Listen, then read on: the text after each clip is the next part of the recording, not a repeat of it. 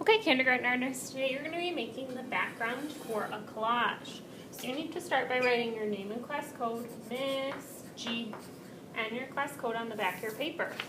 On the other side, you need to divide your paper with 5 different lines. 1, 2, 3, 4, 5. Now in each of these shapes I created with those 5 different lines, I'm going to paint with a different color. Now when we are painting, we're going to be using the liquid paints in the cups. You're going to need 4 brushes for your table, so number 3s will take care of those. You need to make sure your brush is clean. So to start with that, you're going to bounce, bounce, bounce, nice and gentle because you don't want to accidentally spill water. And if it drips, wipe it on the lip. I'm going to start with red.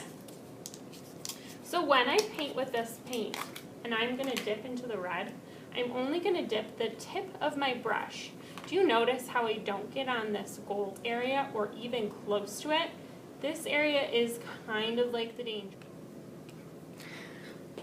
I'm not letting the paint get past that danger zone, and I'm also going to be painting back and forth to fill in this space.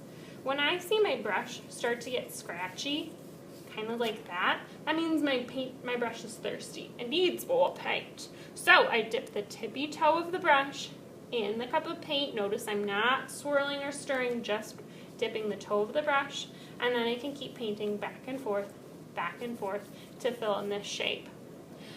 I'm going to fill in this whole shape with red, and then I'm going to change the color to my brush.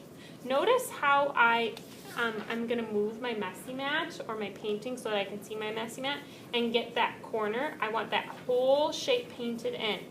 No white space left.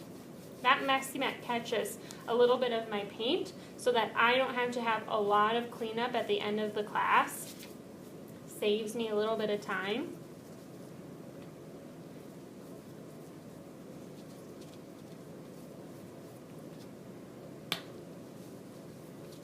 Alright, I'm ready to switch colors. So I need to wash my brush in the cup of water.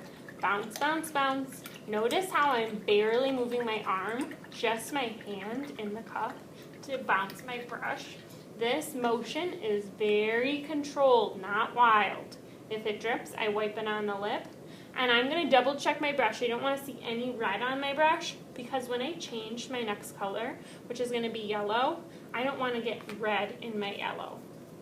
I'm going to paint my yellow, and I'm going to go right up to that line. I need to be a really careful painter today so that I have each shape being a different color. I don't want to accidentally mix those shapes together.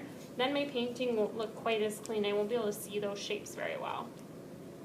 You are going to paint just like that, washing your brush, dipping just on the tip until the whole paper is filled in with colored shapes.